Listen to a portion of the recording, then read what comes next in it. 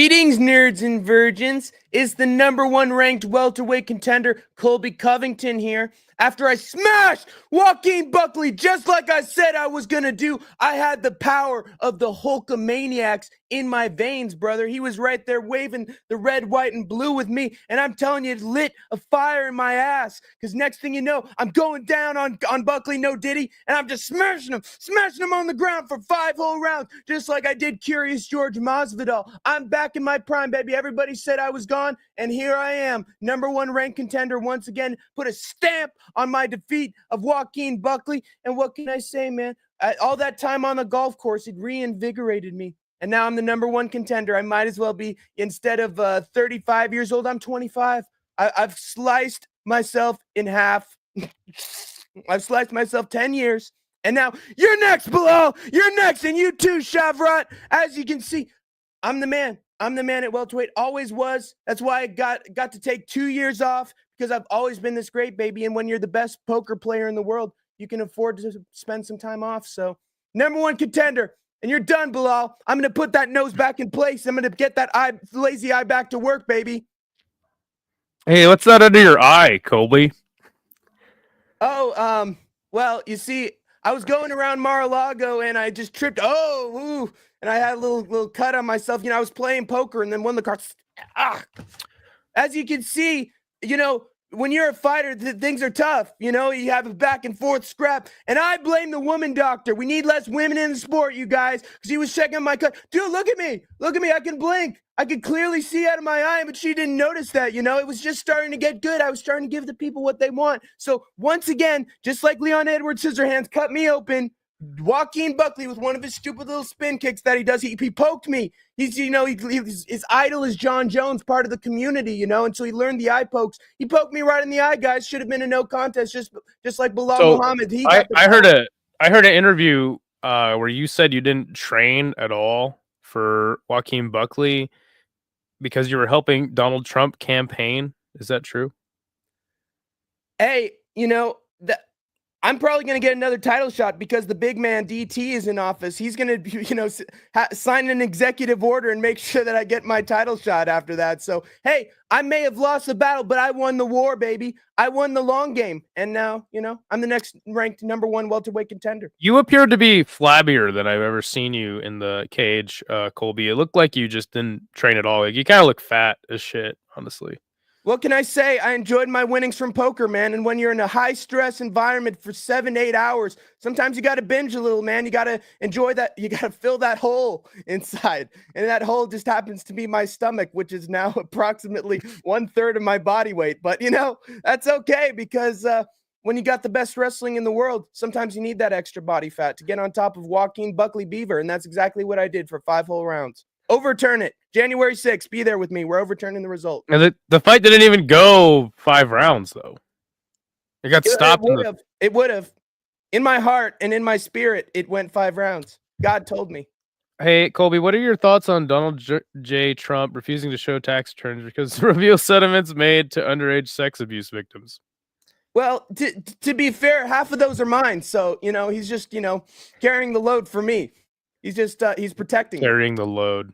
Yeah. A big Ask Colby about fingering stuff. People want to know about fingering stuff.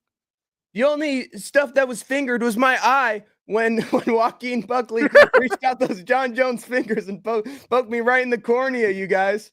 And every once in a while I get fingered by Hulk Hogan, Kid Rock, and Trump all at once. But, spare time, poker winnings. They're proud of me. Right. It's my reward. Daddy!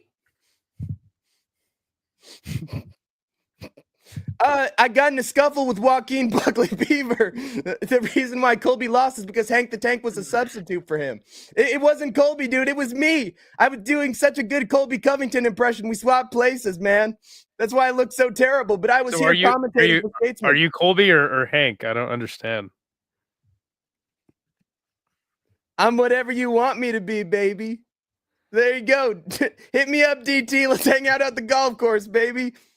You're next, Donald. You're next. Bryson DeChambeau, I will play you in a golf match with Trump's effect. Shout out to everybody that's here. Sean Moody. We got Black Betty. We've got Gas Ninja. Got the Talmud in here. Interesting. Yes, sir. Saw a Charles kid before. He Baby says he Tiny. subscribed. Good. We have DJ Aiden. Sniff. That's Good to Colby see Chaos you. Covington. Mountain Man. Lane. Got a lot of people in here early. Shout out to everybody. Hey Colby, how could you lose to a victim of? Can't read that word. What is that? Microcephaly. Microcephaly. Yes, microcephaly. What does that mean? That's probably a blood or immune condition. Let me look. Or is that micropenis? Oh God. Birth the baby's head to be smaller than expected. Oh, so Joaquin Buckley's head was smaller. I think he just has a giant like torso due to steroids. Yeah, but they were saying he has making his head appear smaller. But also remember that Charles Oliveira had a terrible immune disorder when he was a kid. He could barely survive, dude. In his youth, they expect him to die, and then he went from that. I think the tank can't go without talking about Charles Oliveira, lightweight world champion. Well, I got my 10. I got my 10 fighters that come up every now and again, and one of them is the great Steve Erceg, future flyweight. Hey, Steve Erceg, along with Manel Cap, Nate the Train, Charles Oliveira, Alex Pereira, a little bit. You never even mentioned him ever. That's true. Adesanya. Yeah, you literally talk about him every time. Yeah. Anyway, but yeah, so this UFC Tampa has concluded, the last UFC event of the year. It was a fantastic event. What do you give the card, like overall score? And I was considering. I honestly think it's one of the best cards the UFC produced this year. Like it's at least in the top 10, in my opinion. So yeah, the fact that it sort of reminds me of the Jandaroba Lemos card, where it's like boring, and then all of a sudden, whoa, it's picking up. Finish. This is super fun. Navajo Stirling sort of put a dent in a lot of that. Like at one point, I think there was another. I mean, I thought Yanez versus Marcos was aight. Everybody was like, man, great fight. That was a great fight. It was for 2 rounds. And then the third round, it became like, okay, who's going to get a few more shots on the other little competitive thing. I thought that was a fine fight. Like, I feel like I'm missing something between everything. I feel like there was like one other fight that I'm missing. So what would you give the overall? I think I'd give it an 8.5, maybe a 9. Like 9. It's between 8.5, 9. I would agree wholeheartedly. Yeah.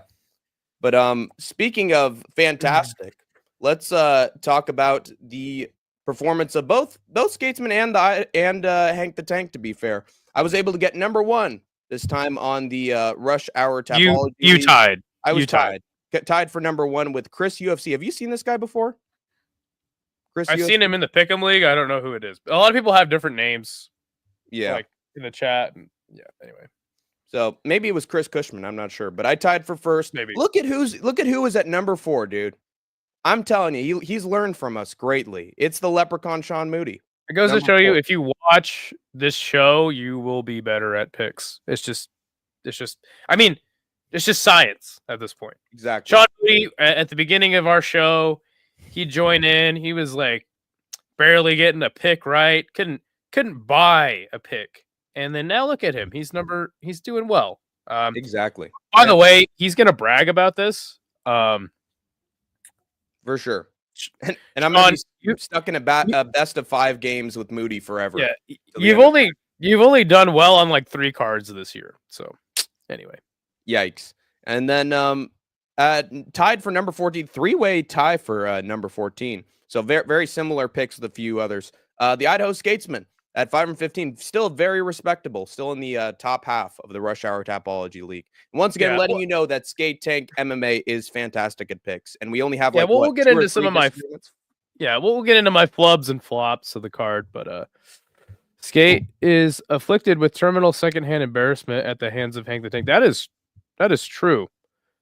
That's 100% true. But Colby Covington impression's fine. Hank was wearing a wig and ran into John Jones. Wow. Hi, Blue Eyes. That's what John Jones said. Wow. My boy predicted a perfect card. My boy Flop 99. Well, shout out to Flop 99. Good for him. Bravo, Flop. Drop the Tapology link. So that's not our Tapology link. That is the Rush Hour Fight Club Tapology. Definitely Hank, head what over is to your Jay's channel. Tapology percentage? It is mine is 63. Mine is 71.6%. And on my other one, which is like the Tapology account I had long before this. What is your 80. specifically UFC? I'm not sure. I actually think should look that up. It's probably higher than my overall Tapology percentage because my UFC Tapology percentage is 61. That's interesting that you would have a 70, and I have beaten you at least 6 events this year. And that is also why at the end of the year stream, Hank the Tank has to now eat a ghost pepper. Yes. Well, the locks and the underdogs definitely help out in moments with my Tapology percentage. That's why I was curious of your UFC percentage. Also the boxing cards, but I did score. I believe it was either a silver or a diamond for UFC percentage. There's like certain symbols associated with certain promotions that you pick on Tapology, and I did pretty well. So I'm solid at UFC picks. Mine is 67.5, very respectable. Not going to brag because I changed Jacoby to Petrino. Dude, he might have beaten me. He might have beaten me if he got Jacoby exactly right. But yeah, moving on from the Tapology League, which Skatesman, Moody, and I always do pretty well in. We have Brave. Not Sean Moody. CF, yeah. Well, now he is. Last month or two. We have Brave CF 91, the first event from Hank's Locks and Underdogs. And look who we have here.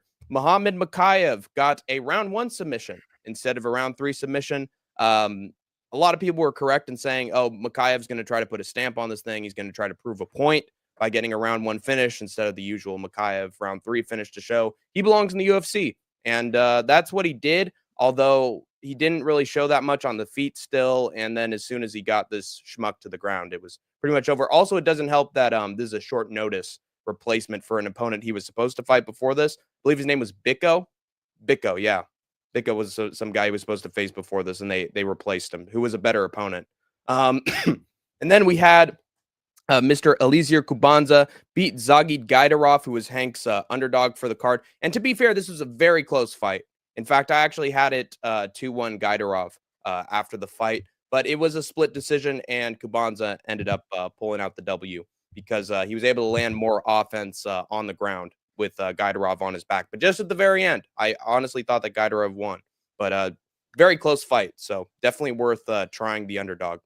Wait, Mountain Man says, do you think Mokaev ever fights in the octagon again? That is an interesting question. I would say I'm leaning more towards no than yes, but I wouldn't rule it out. Yeah, in my opinion, he'd probably have to win a Brave championship, go on to another promotion, in my opinion, win a belt there, and then we'll see what happens. Like, I think he's going to really have to prove himself and be undeniable in order to get into the UFC. How many Hank the Tanks fit in a car? He's a normal size standard human being, so I think he could probably fit. Depends on the car, too. Like a Corolla, I'm saying 5 max. I mean, you could probably toss a 1 extra in there on top of everybody's for 6.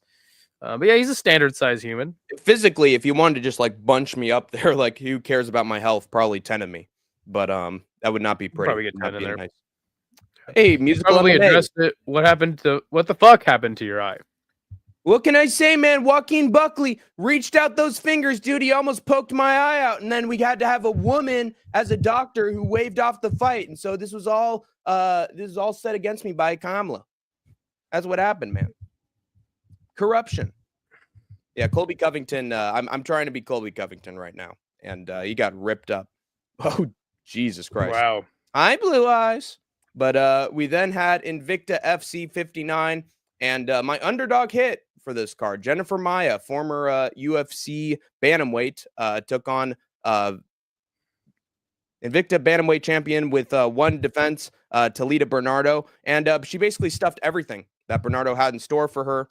Just beat her up on the ground, ended up on top herself, and was just a butt whooping of a very young up and comer. And Jennifer Maia proved that she is still definitely UFC level, and maybe the UFC lets her back in. She is getting up there in age, so probably won't happen. But Jennifer Maia is definitely going to ride off into the sunset if he keeps kicking these women's bantamweights asses.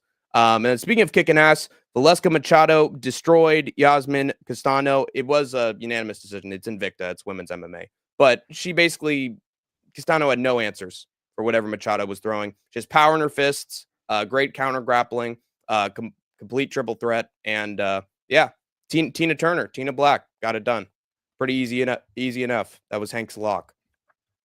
And then Cage Warriors 182 wrapped up. Unfortunately, the big underdog that I had for this card canceled. And so instead, we just had the lock. Mr. Joshua Simpson in the opening contest defeated Joshua Cervantes, round 2 knockout. I had him by round 1, but sometimes these young bloods need a little bit of time. But he just destroyed him, basically shoved him down to the fence, and then bam, body shot, over. And so he was the heaviest lock for the card, and he got it done. Pretty easy. We then had a card. I don't even know who watched this because I believe Skatesman alerted me that like it's on a very specific streaming service to watch PFL Europe, or it's like no, it's geo blocked in America. Yeah, but you can watch it on the underground sources. Oh, no doubt. Yeah, and I watched. Isha had a pretty big audience for this as well, as he normally does. Yeah, so. PFL is very nice to the streamers. But Patrick Habirora, I had him as my lock. I had him by round 1 knockout, but it took him a little bit of time. Still, it was a very dominant effort from Habirora. I really didn't see much from this guy, Catalan Safta, just because Habirora is too tall. Did you watch? Yeah, I did. Okay. Long reach, was just whooping him, hitting him to the body, big knees, and then got a combination that just flatlined Safta. It was a fun fight, but Safta had nothing for Habirora, so made for a good lock. And then this was a scrap right here. Or should I say like a one-sided beating kind of scrap. And I believe we saw something like this in the UFC card. Lewis McGrill and Evans beat the shit out of Alexander Luster. Isha somehow told me that Alexander Luster's stock went up after this loss, and I have to disagree with him because, yeah, sure, he got a takedown once in a while. He did nothing on top. McGrill and Evans scrambled, got right back up, and then just proceeded to pressure Luster against the fence and just hit him with big combinations, uppercut after uppercut. If there's one thing you can applaud Luster for, it's his chin, because honestly, he should have been knocked out in the first round. He got wobbled like twice in the first round, but then around round 2, later stages, Evans hit him with the right hook that just turned the lights off. So McGrill and Evans wins $100,000, and Luster lost his luster, just like Hank the Tank said. But I don't think his stock went up after that shit. Two more. Yeah, I mean, it was on PFL Europe too. That is true. But he did make his money. Mohammed Fakhreddin, I had him as I believe it was the underdog for this one. Yes, I had him as the underdog. He got it done by round 2 knockout instead of round 1 knockout on Mr. Abdel Rahman Dri. And I just thought Fakhreddin, he's the champion. He's had 2 defenses. He should be the favorite. The challenger should not be the favorite. He has lost a few fights before he had this matchup. And Fakhreddin proved why he's still the champion. Looked better on the feet. Basically took him down at will and smished brother.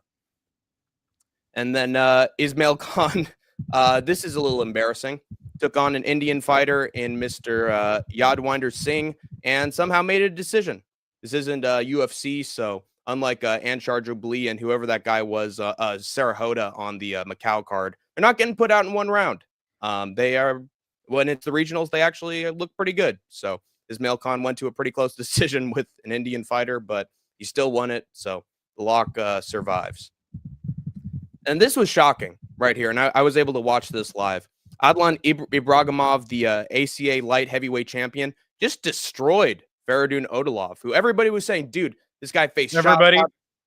Not everybody. A few people, a very select few people said this guy beat Shavkat. He fought him before. He gave Shavkat a very close contest, dropped him, rocked him. This guy's destined to be in the UFC at the very least. And he didn't look like UFC material. Ibragimov just out-wrestled him when he needed to, found his shots, and almost put him out in moments. Like, really horrible performance from Odilov. And then Ibragimov just got in the rear naked choke at will. Like, all he had to do was move his body, rotated a little bit, and he found the choke just like that. Didn't even take that much effort. So Odilov completely gassed. He was not a Terminator, or if he was a Terminator, he ran out of fuel. And Ibragimov showed why he's the champion. I don't think Terminators have fuel. Oh yeah, they're just robots. They're just cybernetic beings. Endless. They literally have to get crushed in a factory in order to die.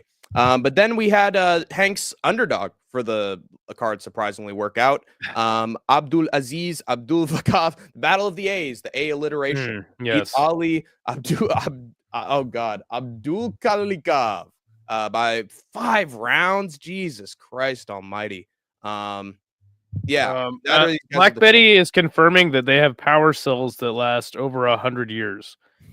At least the T2 does. Oh, wow! I'm thank you. Surprised that it doesn't go on forever, but I goes longer than a human. That's for sure. I'd actually expect it to go like more than 100. If it's like the great future where Indians are not good at MMA, but what? Those Indian monks or whatever the fuck, like weird dudes, they do live longer than Terminators. So shout out to them. Wow, good job, Indian monks. Let's go. They will conquer the earth. There you go. Yeah. Battle of the A's. My A won. So there you go. Just like that. And that's pretty much it. It was a very close fight. Split decision, I believe. So glad that painful part of the show is over. Nobody cares about any of those regional promotions. But yeah, you know what? You're doing God's work there, Hank. Yes. And it was my birthday. So I had to go through it. We had to go through 22 minutes. It's my birthday present. Oh, yeah, I forgot to mention it was my birthday yesterday. I went to a restaurant with family. It was a good time, good food, nice gifts as well. And just chilled out, had a chill day for myself. And it was good. So happy birthday to Hank the Tank. And let me know when your birthday is, Idaho Skatesman, so I could try to celebrate it with something. No, because then people will know things about me. So you actually just messed up. You actually just messed up saying your birthday was yesterday. People are going to find out where you live. It's going to be bad for you. It's terrible. Many happy returns, Hank. Yeah. Well, I mean, it's a birthday. It's innocent enough. I mean, it's not like Deadpool or somebody's in the chat who can listen in on me and then find out all my personal information. Would you rather have a foot race with Zion Clark or thumb wrestle Nick Newell? Ooh. Honestly, I'd thumb wrestle Nick Newell because he doesn't have a thumb. So I'd win by Zion Clark is only a torso. He'd probably Generate Dayton says that you're looking like Colby Covington. Yeah, that's definitely looked like it after Saturday. Lots of happy birthdays in the tank, in the skate tank MMA live chat. Thanks, guys. Yep. Appreciate it. How old did you turn, Hank? I'm in my 20s. Almost got me there. Good one, buddy. Good one. Mountain Man is triangulating your location as we speak. Beep, beep, beep, beep, beep, beep, beep. But made a lot of enemies in my life. Would you say that? Would you say you're in your Michael Jordan year? Yes, I'm in my flu game season right now. It's just a moment for me to get better, to overcome adversity. Because I actually have been sick for like the last 2 weeks. I'm over it now, but yeah, I'm having my flu game moment. Maybe I'll do the little dunk, and then I get my shoe brand. And then if Hank was 45 and lived with his parents, I probably wouldn't do the show with him. Horrified. Which basement are you streaming from? Says Dane. One with a window, apparently. Pretty good. How many bagels do you eat per day? Well, when I was at my restaurant, I had about 10 bagels. That's right, all covered in cream cheese, all covered in birthday frosting with a big candle on top. Burned the whole place down. Reminded me of the 1940s. But yeah, I eat about 10 bagels. Yom Kippur? That's right. I didn't know that Jehovah's Witnesses celebrated birthdays. Interesting. All right, well, we should get into the card that was UFC Tampa, a fantastic card. Last one for the entire year of 2024. Good. Yeah. So our first fight was Josephine Knutson, which is a really stupid name. I'm so sick of her name. I just hate looking at her because I know her name. You probably won't have to deal with her for much longer after this. No, I don't know. Where is she from? Some stupid country. Anyway, from England. Yeah. No, it's Finland. There you go. Yeah, Finland. Sweden. Finland. No, it's Sweden. Swedish fish. Oh. Hey, Sweden. Piera Rodriguez absolutely whooped up on Josephine Knutson, bullied her, beat the shit out of her. I did pick her to win, but she got fucked up, out wrestled, and just smashed. For as long as this fight happened. Yeah, she looked really bad, but shout out to Piera Rodriguez. I think I've picked against her a lot of like most of her fights, and she just keeps proving me wrong. So yeah, shout out to her. Yeah, I was getting flashbacks to when Veronica Hardy faced Eduarda Mora a couple weeks ago. It's just like, all right, yeah, she's technical. She looks good on the feet. Striking wise, she should be better. She's just tiny. And the other opponent is just way stronger and way bigger and is a wrestler. And so if you can't stuff her takedowns, you're basically screwed. And that's what happened to Josephine Knudsen. Honestly, I really didn't like anything from her, even on the feet. Like, she was very inaccurate with her striking. Was just barely like there. She has this sort of style where it's like, I'm going to throw out a punch and see where it lands, or I'm going to punch to set up something else. And so I see her swinging at air when she's like a full foot away from her opponent. And I'm just thinking, what are you doing? Try to land on her. You're down. She beat you up for 3 whole minutes. Like, come on, you got to recover or try to take her down or whatever, man. You got to do something. And she didn't do anything. On the feet, maybe she threw out a teep or two, but that's all I really remember. Like, this is a one-sided beatdown, absolute schooling. And Piera Rodriguez, now I got to have some faith in her again, because literally she was destroying Cornola before that stupid ass headbutt lost her the fight. She would have gotten that done by knockout or submission. I guarantee it. She was dominating. She had a head kick on her opponent, for God's sake. So now I know that Piera Rodriguez is an actual prospect again. So I'm just going to forget that second to last fight didn't exist. I'm going to just erase that from my memory when I'm picking. Much like Colby Covington is going to do with his last fight. Yes. Davy Grant then defeated Ramon Tavares. I think that Ramon Tavares looked okay for about a minute or two in this fight, but other than that, Davy Grant just took over the fight. Pretty much schooled Ramon Tavares, and shout out to Davy Grant, just another one of those guys. There was a few of them on this card that just kind of every once in a while he comes out of nowhere, beats the shit out of some random young dude, and then just goes on to live his normal life. Yeah, he whooped the ass of Ramon Tavares, but I think it was actually a good ass whooping. Gave him a nice little schooling there in the cage. Daddy. Yeah, Davy Dangerous Grant. I honestly, it's just hard to tell, like, because he had a great third round, looked like a completely re-energized Davy Grant. And I was just thinking to myself, why are you trying to go back and forth with Ramon Tavares when he like dropped you in the second? I think it was the second round. Yeah. He dropped you in the second round. I still had it 1-1 going into the third. I thought Davy Grant did enough to win the first round. Great. Again, like I said during I almost had that second round KO, man. Almost. Yeah, you were very close. But Davy Grant's a tough guy. Like, even at the ripe old age of 38, he's always in a fight. Used great kicks at range in order to set up better shots. Good at keeping himself out of trouble. I was surprised there were no scrambles in this fight, because Davy Grant usually has a really good backpack game, good submission game. But this was mostly one on the feet. And Davy Grant, if he'd have just kept himself at a distance, I honestly think he could have won 2 rounds going into that third. But yeah, but that's not his style, dude. This guy just gets into dogfights every time. Right. And that got him caught. And so he was just like, okay, instead of keeping myself more reserved in the third round and just winning the fight, I'm going to keep having a dogfight with this big, scary, long-rangey striker. And dude, it worked out. He got lucky. There was no moment where he got chinned by Ramon Tavares, and he just basically schooled Tavares in that third round. Was just pressure, and then he just was winning the exchanges. So credit to Davy Grant for still pushing through and making it a fight in that third round. I honestly think it wasn't the best game plan, but hey, he pulled it off and showed why he's still dangerous in the bantamweight division. So good for him, man. The next fight was Miranda Maverick versus another woman whose name I just hate. Jamie Lynn Horth. Miranda Maverick did well. This fight was not very entertaining.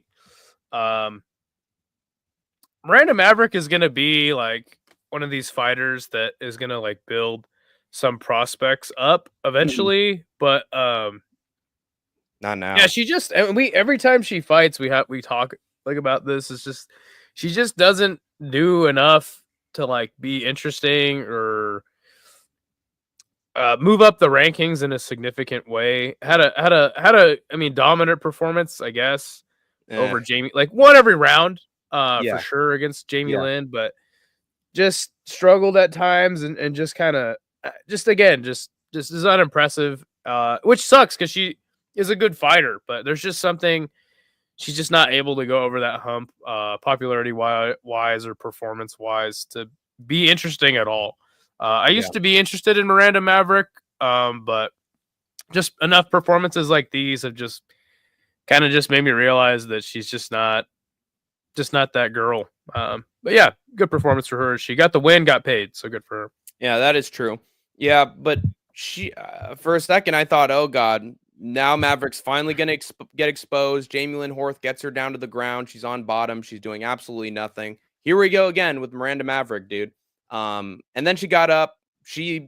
I will give credit to her. It wasn't the striking that won her this fight. It was her own wrestling because she was able to get Jamie Lynn Horth down. And yeah, I mean she's a very well rounded fighter. Yes, exactly. And so that's what won her. That's why she keeps winning fights where she looks bad. Right.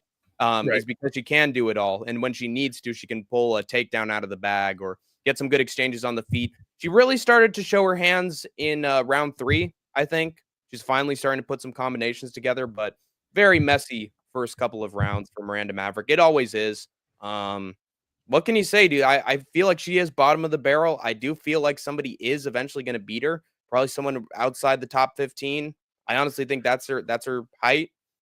She's getting very lucky in her fights. She obviously has a lot in her arsenal to help her out, but eventually that luck's going to run out. I don't think she's bottom of the barrel. I think that's like a gross overstatement.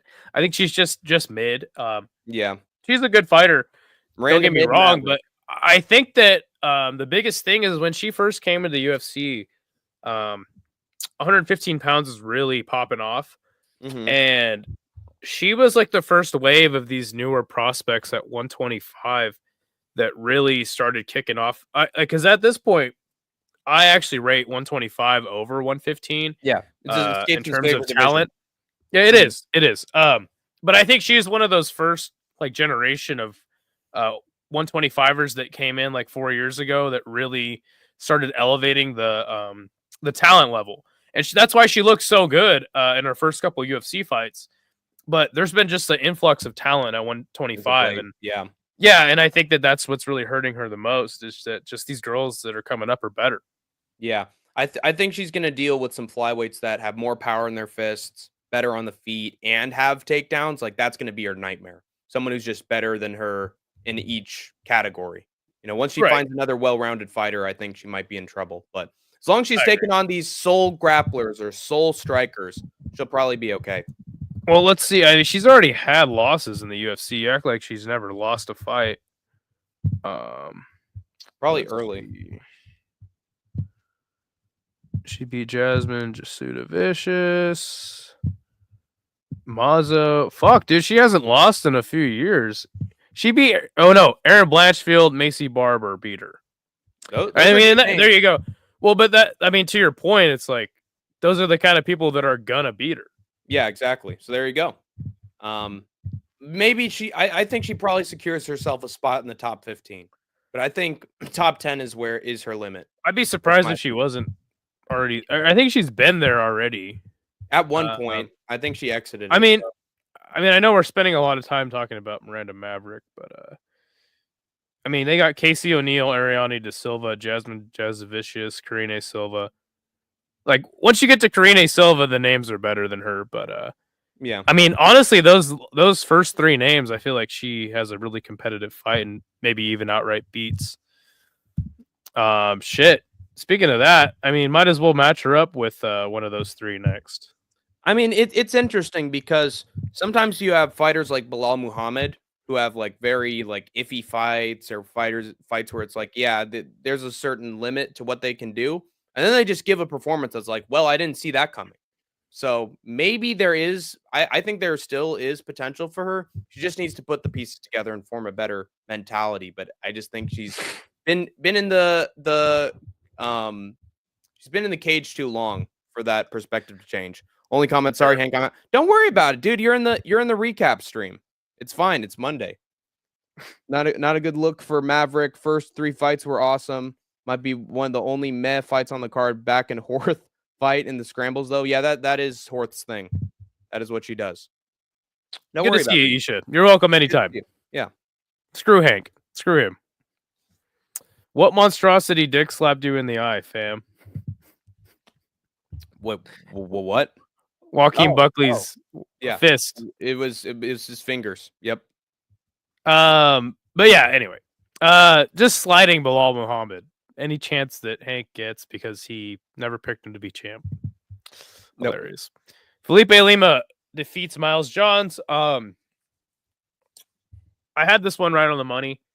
And listen, people were asking me, like, should I bet on Felipe Lima? I'm like, dude, I don't usually say this about a prospect, but if you're going to bet, if you're going to take a risk on anybody, Felipe Lima is that guy. Now, in predicting this fight, he did get a sub in his last fight, and he is known as a finisher. But I was just like, let's wait to say, like, because I think he could definitely be like a potential like prospect top 5 guy. As far as a future champion, I'm way too it's way too early to tell. But this guy has so many skills. But I still was like, dude, let's wait and see, because he had a short notice fight in his last fight. Miles Johns is a very well-rounded fighter, a very good fighter, mostly a wrestler. But I was like, hey, let's wait and see. Let's pick him by decision because I don't know enough about him. And lo and behold, he did have a lot of good moments, moments where he almost got a submission. But, in all reality, he's still a young dude. He is only 26. He's just getting started in the UFC level of things. So I said, you know what, let's pick him by decision, and that's exactly what happened. I'd say he won every single round. There was only a few moments that Miles Johns had at all in this entire fight. But yeah, Felipe Lima largely dominated, whooped his ass in the striking, beat him in all the scrambles in the wrestling. This kid's going to go far in the UFC. How far exactly, we're not sure, but I think Miles Johns was a good litmus test for him in the UFC, and I'm really excited to see what he does next. Yeah. I think Lima has a lot of advantages in the featherweight division. I think he's tall. He's big. Yeah, he's big. Big boy. He's got great striking. Pressure game is always dangerous. Like, I see a lot of future fights where he gets the back of his opponents at some point. He just seems to find a way to out-scramble his opponents. And Miles Johns, he put on a confident face. There were moments where Lima hit him with the right. He's like, yeah, that was nothing. Yeah, let's have a war. Come on. Yeah, I'm doing great. Just like he did with Douglas Silva de Andrade in moments. But unfortunately, the confidence wasn't justified at this point because he was getting beat up the first 2 rounds. I thought Lima won the first 2. I didn't see it as that close a fight. It was like, is Lima going to finish the fight or not? I think was the question after round 2. Miles Johns did crack him at some points with some big overhand rights, so he was able to find that big right hand, but a lot of it was just Felipe Lima kicking at him from range, hit him with good combinations from range, pressuring Did he crack him? Did he hurt him? Did he wobble him? I don't understand what you're saying. Johns, I just remember the only success I really saw from Johns that much was when he was able to get that overhand right. Ooh, he hit him with it. So he landed on target, and that's what you're supposed to do to beat. When you say cracked him, I'm like, what? Like, he hurt him? But no, I think that's just a testament to how good of a performance Felipe Lima had. That we're trying to find like the moment when Miles Johns actually landed clean punches. Right. Yeah. I think the better word would be like snapped his head back for a second. Snap. Boom. It hit. But that's all I could really find. And then Felipe Lima in the third, much like he did with Muhammad Naimov, he got found the back of Miles Johns with the pressure game. There was a moment where I really thought it was over because he was just playing with the hands. There was one moment where he really had that rear naked choke in, but Miles Johns is just a tough SOB because he refused to tap, pushed those arms back, and was able to get back up. But this was, I think, a schooling from Felipe Lima. Very dominant effort. Credit to Miles Johns for staying in there and going all 3 rounds, and credit to Skatesman for correctly picking the fight. But came real close to that submission. Came real close, but couldn't get it. But Felipe Lima is a talent, no doubt about it. 100%. Speaking of Felipe Lima, I mean, should we try to match him up? Sure. Give him a fight, another fight. I got the Tapology rankings pulled up. I always use Tapology.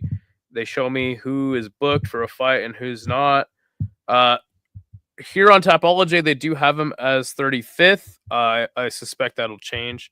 Some of the names in and around where he is ranked are Kyle Nelson, Pat Sabatini. They still have Naimab above him, which is just fucking weird. Nate Landwehr at 30. I'll let that sit for a little bit. Juicy J at 29. Poor Nate Landwehr. Cheppy Mariscal at 28. He's on a huge win streak. Touchy Feely. Nathaniel Wood. I think honestly, Nathaniel Wood versus Felipe Lima sounds like an interesting fight to me. I like that because they probably beat Nathaniel Wood and we'll just get him out of there. Yeah. And Wood also Pat Sabatini had a good performance in his last fight. Mm-hmm. I don't think that does much for him. I think a guy like Nathaniel Wood is probably the right. I think it would be interesting because I don't think a lot of time would be spent on the feet because Nathaniel Wood often goes for takedowns. The question would be like, who's the better scrambler or even a heavy grappler out of the two of them? Even a Touchy Feely would be good too because like not a lot of dudes look super good against Andre Feely unless they are like that next level. Yeah. Yeah, I think those are fine matchups. The next fight that occurred was Sean Woodson versus Fernando Padilla. I'm fine, Aiden. I'm fine. Fernando Padilla was brought in to just give Sean Woodson a layup and look good. And I should have seen that coming. I just didn't remember Fernando Padilla like at all. Mm-hmm. I didn't know who this fucking guy was. Don't remember any of his fights. I did pick him, Sean Woodson, by decision because I just thought, this guy had a really close fight with some older guys who were really good. But I was like, this guy's a decision merchant. He's going to get the decision win. No, he knocks him out at the very last second of the first round and just cleans him up. Good win for Sean Woodson. Definitely something he needed. And the UFC was definitely like putting him in this position to get a knockout and look good. So, yeah, he did the damn thing, and good for Sean Woodson. Excellent. Yeah. In my opinion, if there are any more fights you have in like the featherweight top 15 or outside the top 15 that involve featherweights that are very tall, match him up against Sean Woodson because it seems like he has a really good fight with the tall guys. When it's the short guys, it's harder for him to get the boxing in. Usually a way closer fight, not as interesting. So him against tall opponents actually makes for some good fights, it seems. Fernando Padilla did put up a good fight against Sean Woodson in the first round, in my opinion. He was cracking him with some elbows, some knees up the middle. But the thing is, every time Padilla threw a knee, he like fell back. It's like they're so tall and their legs are so skinny that they can't balance on their legs when they're throwing up shit. And so Padilla like fell over, attempting knees like 3 times, still was able to land some combinations. But yeah, that's right. He did fall. He just fell over a bunch of times. Yeah, exactly. And both guys, their legs are just skinny winny. So they don't have good balance when they're jumping and throwing up shit. But the thing with Sean Woodson and what won him this fight is I think it was his counter game. I think there were a lot of moments where Padilla was coming in with the big 1-2, and then Woodson would hit him with the right as he was coming in. And he'd actually like take him off balance. Like I swear he put Padilla off balance where he didn't know where he was like 5 times in that first round. Like there was one moment where he hit him with the right, and literally he had to turn himself around like this. So he had no idea where he was for like a second. And I'm shocked that Woodson didn't finish the fight there. Yeah, Woodson's boxing is just too slick, dude. And I think this was a great display of his counter boxing because usually he's on the front foot. He's the one pressuring the guy against the cage. He was sort of the bullfighter for most of this thing, and he excelled at it. Like his counter game is actually very strong. And eventually he hit Padilla with a good big right hand, slowed him down, and then uppercut after that. He was done. Referee stopped it. Woodson just shows that his striking is excellent. It's the best part of his game. And I think he got to show range in how he could get his fights done. So put him up against a taller opponent. It'll be a fun fight compared to the ones that he had before that. Won't be a close decision. So it's crazy that Yusuf Zalal is the guy I think he beat, and then that's what got Zalal kicked out of the UFC. Wow.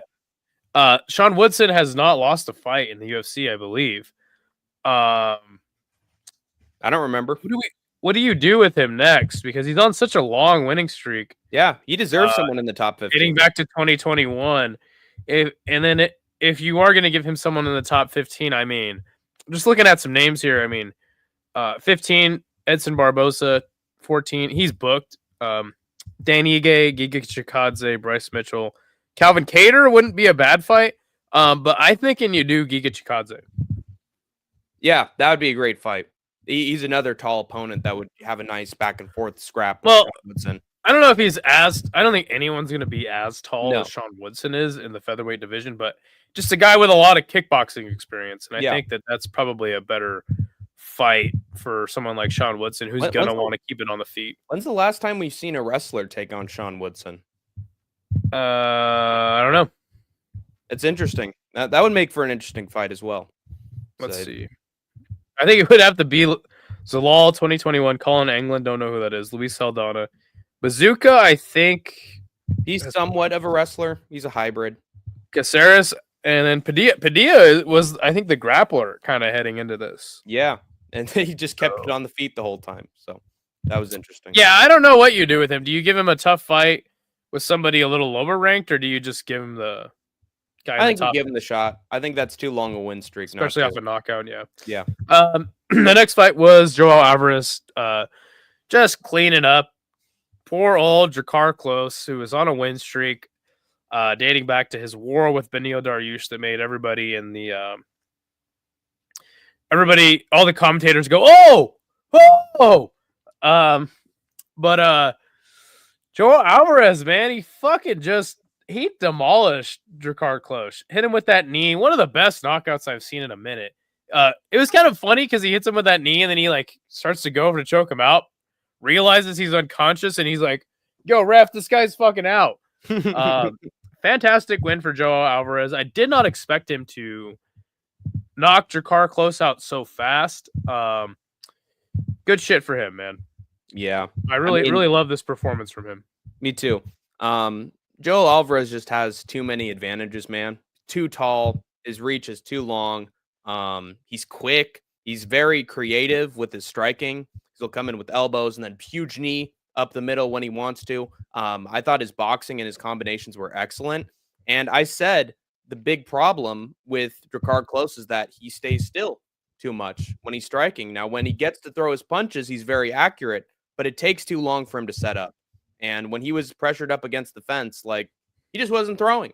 He wasn't trying to counter Joel Alvarez at any point. And Alvarez was like, okay, if you're not going to initiate, then I will. And then he just started hitting Klose with some big shots, and Klose didn't have a lot in response to Alvarez. Now, I will say, if Drakkar Klose had started with the wrestling right out of the gate, he might have looked better in this fight.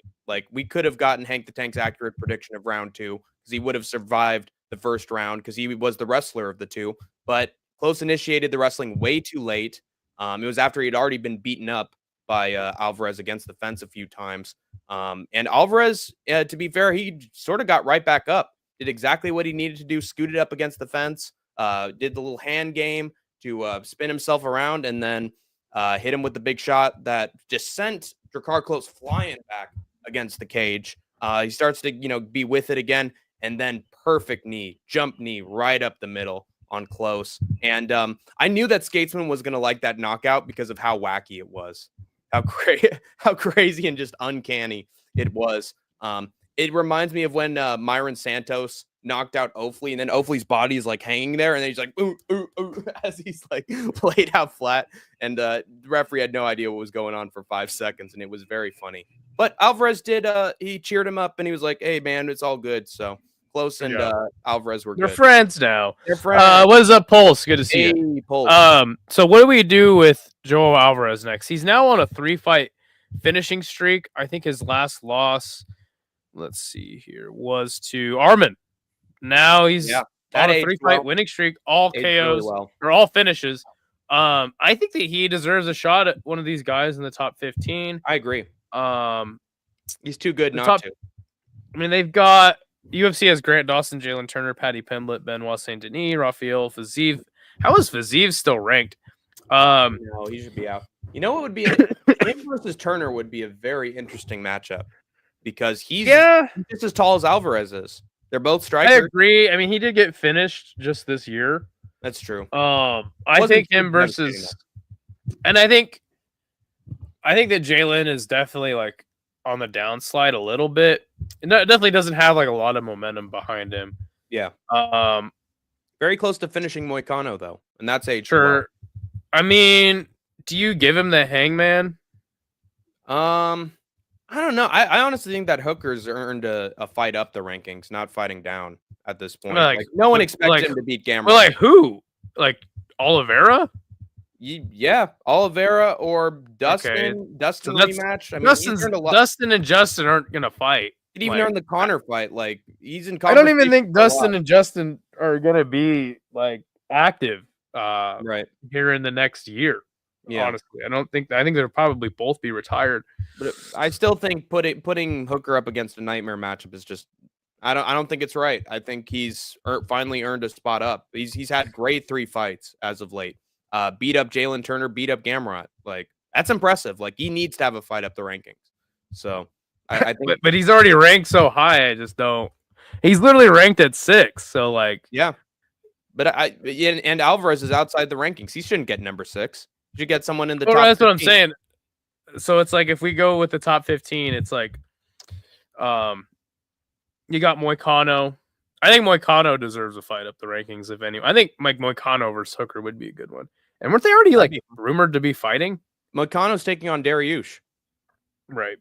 Yeah. Which is a poor fucking Benil. So you got Fazeev. Who knows when he's coming back?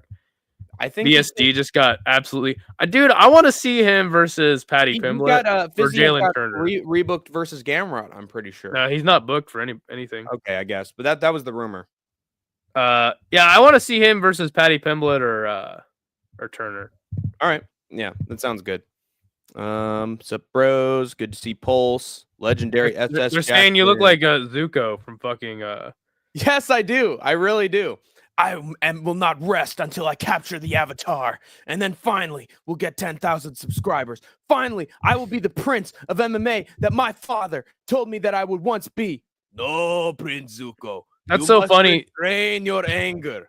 Pulse is like, whatever happened to Grant Dawson? I haven't seen since Bobby Green KO'd him. Yeah, he's won 2 fights in a row, and he knocked out Rafa Garcia, and now he's booked against CDF. Where have you been, my friend? I'm calling Hank out at the Influencer Fight Club Invitationals. You should.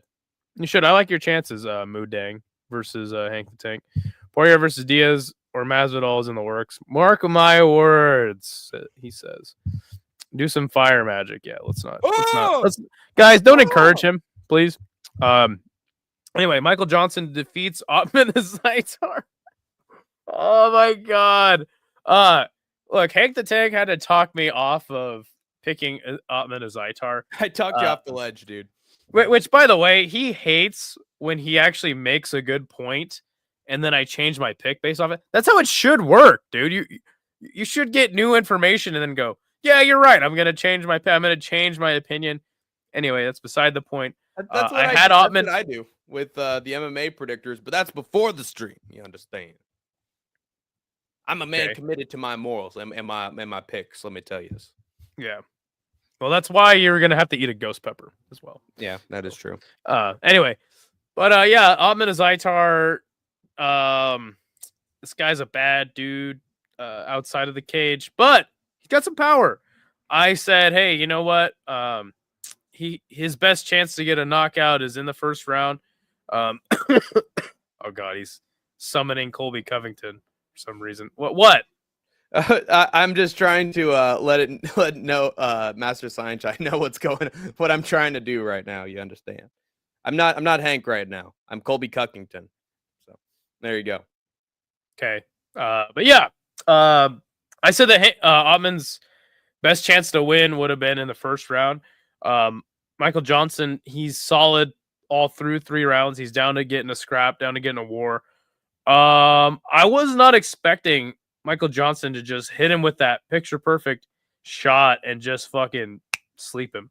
Shout out to Michael Johnson getting it done, but I mean, this isn't like, dude, Michael Johnson's career is resurgent. I think the Ottman Zaitar just sucks, and all his previous wins and knockouts were just gimme fights against random ass dudes. The guy's got a solid right hand, but that's about it. Michael Johnson brutally knocks him out, and I think we should probably be done with the Ottman Zaitar experience. I think agree. Yeah, cut it's him. finally time for him to just get the fuck out of here. Yeah. What about you? Plus, he has a pretty bad track record in past, leading into his time with the UFC, so that doesn't help either. Michael Johnson, he's still got fast hands, man. Like you actually made a great point during our preview stream. Michael Johnson is getting up there in age, but the thing that he has that is his advantage is he still is a quick boxer. Which is crazy because the first thing to go, usually, I mean, your chin and then your speed. Your power is the last thing to go. But Michael Johnson, man, he's always had really fast hands, and that just, for some reason, it just doesn't seem to go away, which a lot like another fighter up the card we'll talk about. Yeah, exactly. Like there are some guys who have just had enough great fights with really solid fighters, and you don't get finished. You get finished a few times. Like I think some of these veterans who stay around in the sport tend to keep good attributes in their fight game. And Michael Johnson has a speed. Ottman Zaitar, I will say that he was able to, in some moments, like the 2 or the 3 landed on Johnson. I was like, dude, Johnson, what are you doing? Why are you exchanging with Ottman Zaitar? Like, you need to be more technical with it. You need to let him come to you. You need to counter, because otherwise, Zaitar is going to hit you with that big right hand and he's going to put you out. But Michael Johnson just decided to trade with Ottman Zaitar. He was here in the Tampa crowd going, USA, USA. And he was like, I feel the American pride and patriotism flowing through my veins. I got to knock this foreigner out. Let me tell you, brother. And he just decided to go to war with Ottman Zaitar. He thought the old MJ was back. If I was Michael Johnson, I would never exchange in a war again after getting dropped with an overhand right twice, like in the exact same way in my career, brutally. But Johnson decided, you know what? I still got it. And he even said that on the mic. I still got it. I still want to win that lightweight belt. I'm just coming for the best lightweights. Who are you kidding, Michael Johnson? Who are you trying to kid right now, man? But he did knock out Zaitar flat. Zaitar missed a bunch of shots, 3, 4. And then Johnson was like, oh, the opening's there. Bam. Right hand, flat line. And then he made sure to get a few big shots in Ngannou style right afterwards. USA, USA. So great USA moment. indeed. One of my favorite moments on the whole card. Very happy. But by the way, what? Matt, I was saying this on my Fight Companion. I think a great matchup for Michael Johnson afterwards to really prove that he deserves to be to get back up there in lightweight. I think he should take on Terrence McKinney. I think it would be a great matchup because, like, if you can survive the first minute against Terrence McKinney and you can chin him and knock him out, that proves that you can take on dangerous competition and still win. That's the ultimate test. Yeah, I mean that's gonna be, somebody's gonna go to sleep in that. Exactly, that's a great fight. Yeah, put that together. A fight that was not great was Navajo Stirling versus Tuco Tacos. Probably like the worst moment of the whole card was this fight. I think we both had him to win by knockout, but he does not get a knockout. He has a pretty lackluster fight with Tuco Tacos, who had some moments, and to be fair, he like appeared to have him hurt at times. Just another guy again who's just developing. Young dude. He gets the win, but at what cost? Yeah, I agree. Horrible for Navajo Stirling. I mean, we saw signs of this during his Contender Series debut, where it's like this guy he's facing is a scrub. I know he's like 6-1, but he's getting put out by guys on the amateur scene. He's really slow. He's plotty. Navajo Stirling is a kickboxer working for one of the best MMA gyms in the world. Like, he should be knocking this guy out in the first round. An MMA gym? What? He's working for an MMA gym? He's training in an MMA gym. Okay. In city kickboxing. And then he just finds the This isn't Thailand, dude. You don't get to sell your name to a gym and have to give all your money to them. He's you pay them for sure. It doesn't mean he works there. He was able to land the big overhand left and knock out Philip Latu, and we thought, okay, so he's going to be like, oh, he's not the most technical guy in the world. He's still young, but he has that knockout power. So that'll help him through. He's going to knock out Tuco Tacos. He's going to look very sloppy, and then he's going to find the big left hand, and that's what's going to win him the day. He never found that big left hand. I mean, maybe he didn't. He didn't find that big left hand in this fight at one point. I mean, he did hurt him at a couple spots. Yeah. But he got some body shots. Ooh, that hurt him. Or like he cracked him with the right. Oh, yeah. But then he's like, yeah, give me some more. I'll eat it. Like, how much of this is Navajo Stirling just being really shit on the feet and inaccurate and way too tentative and no killer instinct? And how much of it is Tuco Tacos just being tough? Because the thing is, he was undefeated before Umar C submitted him and he didn't finish him. He didn't knock him out. So it's not like Tocos' chin has been tested. Like, maybe he's tough. Maybe against another guy, Sterling would have knocked this guy out. But I also think, like, there are just moments both guys were trading and getting in exchanges. Neither man was landing anything really substantial. And even when Sterling had Tacos against the cage, he just could not find a big shot to save his freaking life. So I'm unimpressed with Navajo Stirling. I really do think this, like, I accidentally said bottom of the barrel with Miranda Maverick. This is bottom of the barrel. Tuco Tacos is bottom of the barrel, and Navajo Stirling could not finish him. So what does that make Navajo Stirling? I'll end on that. What does that make Navajo Can Crusher? I mean, I how old is Navajo Stirling? I guess he's young. He's 25, 26. Dude, he's 25. I mean, he's developing. I think he could be something good, but I think that the UFC, more importantly, is going to try to build this guy. Hey, look, he's trained by Eugene. He trains with Izzy and Volk, blah, blah, blah, blah, blah. So, yeah, I mean, I'm not going to just write the guy off now, but yes, you are correct. He had a really performance against this not very good fighter. So I think he needs to work on his finishing potential. Otherwise, I think there are guys who are going to beat him by decision. In Thailand, they just have you sign over all your rights when you're like 4, and then they teach you how to fight and give you 1 rice ball per day, only half if you lose. Wow. The next fight was Daniel Marcos versus Adrian Yanez. I did pick Adrian Yanez to win this fight. Some people were being like, dude, I just don't trust his chin at this point. And to me, that's what ultimately lost him this fight. A lot of people said this fight was close, and to be fair, I think it was a split decision. Or what? It was a UD. Oh, okay. It was a split decision for Daniel Marcos. Yeah, and a lot of people were like, "Oh, this is close, man. Adrian won this. Marcos won this." To me, I didn't think there was any question about who had won the fight. The first round clearly went to Daniel Marcos for me. He hurt Adrian Yanez a few times, and like I said, his chin is just not holding up. He leads with his head a lot, likes to block punches with his face. Clearly, he had won the first round. Yanez won the second round just based off of volume alone. Mm-hmm. And then the third round clearly had gone to Marcos for me. I didn't think there was any controversy at all. I agree. It wasn't hard to judge at all for me. But yeah, still a lot of people saying Yanez won. And to be fair to him, he just he was scrappy in there. I think that's like his fault, though. That's his problem. And I think he just kind of met like the new Adrian Yanez, right? Daniel Marcos. I don't know. I don't know what you do with Yanez anymore, because he had such a hot start, and then Rob Font knocked him out, and then now we're just like, what is it with this guy? Again, I had picked him. I had confidence that this would be a good matchup for him, but yeah, I think his chin is just not holding up anymore.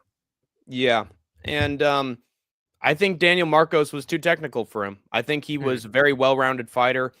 Adrian Yanez, I will say he did way better than I thought he would. Yeah. I expected Adrian Yanez to just have a moment where Marcos kicks him in the leg. Oh, God, he felt that.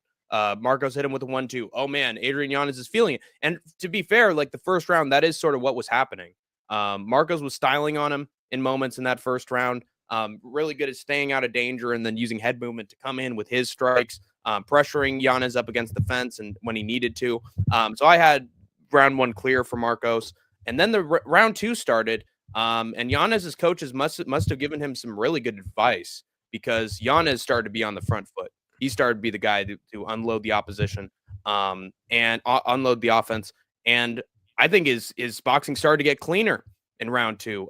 Marcos was not the better striker in round 2. He couldn't even do his wrestling or his leg kicks against Yanez. And I don't know, Yanez just tapped in that second round and just got more significant strikes on Marcos. Looked really good. And so I was actually getting scared. Like, dude, Marcos is starting to gas. He's looking slow. He's starting to like run away a little bit from Yanez. There's no moment where he's engaging in a combination or two. Like, if this keeps up in the third round, I think Yanez is going to win. I was actually really scared for my pick. And then Marcos, a little like Maverick, it's like scared for my pick. When he needs to, he pulls it out of the bag. Okay, now I need my takedown, and he got it. He got the takedown on Yanez. Was able to stay on him for a few minutes of that fight. Got a few more punches in. And then what was really strange to me, I feel like there was no reason for Yanez to do this, but like he had Marcos pressured against the fence. There were moments where Marcos was literally looking the other way, not even looking at his opponent, but like walking away. And Yanez at no point was like, okay, time for me to hit him with a big combination to put a stamp on this and prove that I won this. He was just like, all right, when do I throw? Oh shit, he's still running away. Okay, I'm gonna follow him. And like he never threw. And so Marcos was like, okay, if you're not gonna throw, a gassed freaking Daniel Marcos is gonna throw for you. And then he landed the punches to end the thing. And I think that's what You're talking about the end of the third, right? Yeah, the end of the third. Yeah. I remember that. Yeah, Daniel Marcos was clearly gassed out by the third. Yeah, and why didn't Yanez throw? Like honestly, if he had, he was probably really tired himself. Yeah. He looked less tired than Marcos, which is why I found it sort of strange. So, but big scrap, big war. Just a confusing ending in my opinion. Do you think that the judging was like in question at all? I thought it was fair. I thought Marcos, I don't understand anybody being like won the round by a few punches. Adrian clearly won. It's like, all right, buddy. I mean, it was close. It was close, but I had Marcos. I think a lot of people were like, the first round is the swing round. I'm like, how do you get hurt three times in a round and the round not go to you, or the round not go to your opponent? Hippo says Font broke Yanez. He's not as aggressive now and hesitant. I think it's a good point. Andrew B says Marcos, he's great, but he always loses. Really, because he is literally 17 wins and no losses. Yeah, that's just like really just wrong. I don't think Andrew even watches MMA, honestly. Yeah, that is not a good description, but it's still based from Andrew B because Marcos is sure. Yeah. That's why he's the Chadru. The next fight was Dustin Jacoby versus Vitor Petrino. Listen, I picked Vitor Petrino to knock out Dustin Jacoby. I think a lot of people probably did, just like they did with Anthony Smith. And this fight was terrible. This fight was really bad. Boring fight. Both men just looked like shit. Dustin Jacoby looked like a guy who was on a long losing streak, and Vitor Petrino looked like a guy who was on a long winning streak, and then all of a sudden, he got subbed by fucking Anthony Smith of all people. So yeah, this fight was shit, and then all of a sudden, Dustin Jacoby just lands a nuke on Vitor Petrino. It looked like when Kamaru Usman knocked out Masvidal. Yes, like it was like the same. Perfect. Yep, it was like the same exact knockout, and fucking Vitrino's dead corpse just lands on the fucking floor. God damn it, dude! I'm so happy for Dustin Jacoby because I really like this guy. Yeah, he's a good kickboxer. He was an okay kickboxer. Puts on decent fights. Besides, this fight was terrible. Yeah, who would have thought? And then also like Vitor Petrino. Imagine you're Vitor Petrino, right? And you're just this giant, massive man, and you come in the UFC and you look like the next thing, and then Anthony Smith submits you in like 50 seconds. We should have known. And then you fight Dustin Jacoby on a huge losing streak, and you get fucking slept. Like this poor guy. He might be the worst fighter of all time. Yeah, I don't know about that. Kimbo Slice exists, but I think Kimbo would have beat him. Yeah, Kimbo would have beat him. You're right. He would have gotten that Usman Masvidal KO sooner in the first round. But yeah, Dustin Jacoby, he didn't look great against Vitor Petrino in the second round. Actually, he looked solid in my opinion against Petrino in the first round. Hold on. Andrew B says he'll rewatch every card. Now. Nice, based. That is a true MMA historian right there, Andrew B. But Dustin Jacoby, I actually think he did a great job at staying out of trouble from Vitor Petrino for a lot of this fight. Like Vitor was able to get his big rights when he needed to. Like, oh, that combination, it wobbled Jacoby a little bit, but then Jacoby would be like, hey, that's a nice counter from Dustin Jacoby. Oh, that's a good leg kick from Dustin Jacoby. Oh, that put him off balance a little bit. Man, Jacoby's staying in there. He's not getting chinned. Like, I was very impressed with how Justin Jacoby was able to survive the onslaught of Vitor Petrino a lot in this fight, to the point where I thought, man, you could give that first round to Dustin Jacoby. And then, of course, Petrino drops him in the third. Oh, yeah, this is it. This is over. But now he survives. Or he gets wobbled, like, oh, he's off balance. Oh, my God, one more shot, and that's it. And then he's like, Dustin Jacoby's fine. Still throwing counters. But he clearly lost that second round. It's like, okay, it's 1-1 in my view going into the third.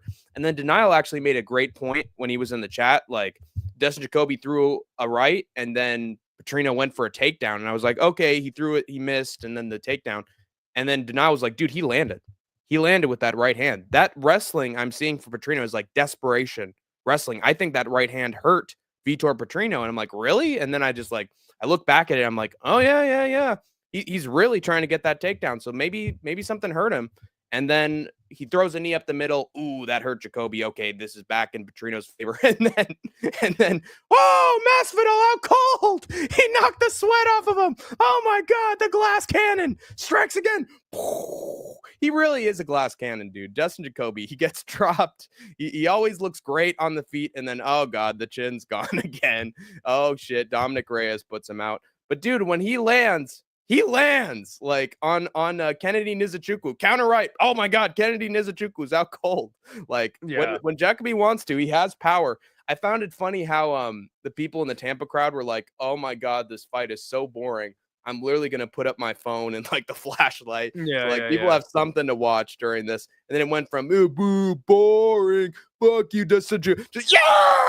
Dustin Jacoby, this guy. You called him Dustin Jacoby, Dustin Jacoby, and Dustin Jacoby all in the same span of 30 minutes. It's Dustin Jacoby, but basically my conclusion is that Dustin is great. I think he's underrated. I think he's very technical. He usually looks good in his fights until he doesn't. And he was able to survive long enough to look good. So glass cannon. I don't think he's underrated. I think he's rated exactly like where he needs to be. But great performance against Vitor. And I don't think Petrino's ever entered says, why the fuck did Petrino not wrestle? Because I already told you, he's the worst fighter of all time. Yeah. So he's negative fight IQ. And you know what? I bet his coaches were like, dude, if Dominic Reyes can put this dude out, then I fully trust you, Vitor Petrino, to find the big left that puts him out. And it never happened. Don't even worry about it. You'll knock this guy out. Just keep fighting. Masvidal. Dominic Reyes knocked him out. It's fine. Wow. That had to have been what they told him. Usman, the motherfucker. That's fucking really funny. Manel Kopp whooped the absolute dog shit out of Bruno Silva. Not before Bruno Silva gets one of the best fouls I've ever seen in a cage fight. He pokes him in the eye and kicks him in the dick. I know the feeling. At the very same time, people were saying, oh, they have to take a point now. Hey, guys, did you know they never, ever take points for fouls unless it's 3 times, which happened in this fight, and then they finally took a point? Yeah, ridiculous. But I thought they should have gave him a point. That is the best foul I've ever seen. You poke a guy in the eye and you kick him in the dick at the same strike. Give this man a point. Actually, you know what? He wins the fight. Point for accuracy. Wins the fight. He should have won the fight, actually. They should have called it off. Said, you know what, Manel, you got hit with a dick kick and an eye poke. Same strike. You're out of here, buddy. Can you imagine? You lose. Your winner by technical decision, Bruno Silva. He's still my boy. Bruno Silva. No, I think that he should have won just based off of like that is the most amazing thing I've ever seen in a cage fight. Yeah. Same thing with Weidman, dude. Good stuff. No. Anyway, but yeah. Besides that, Manel Kopp beat the absolute dog shit out of Bruno Silva. I kind of felt bad for Bruno Silva in there. I was like, dude, you're just getting mauled and fucking mollywopped in there. Manel Kopp looked like the Manel Kopp of old. He looked like the Manel Kopp you wanted to see when he came into the UFC. Exactly. Because in the UFC, he's been very tentative, I feel like, at times. Not throwing anything. Like in the Muhammad Mokaev fight, he just like stood there and didn't let. To be fair, he broke his toe in that fight. I don't care. He's not throwing enough fucking strikes, man. What's going on with this guy? Anyway, he looked like the Muhammad Mokaev of old. The Muhammad Mokaev of old. Yeah, sorry, the Manel Coppa Volt. He Yeah. like put his hands behind his back. He was like doing all sorts of showboating. It was really cool. I really liked it. I really liked loved it his too. performance. Beat the shit out of Bruno Silva. It looked like he did kick him low. Hey, he got kicked 3 times. It's okay. Fair, all's fair in love and war.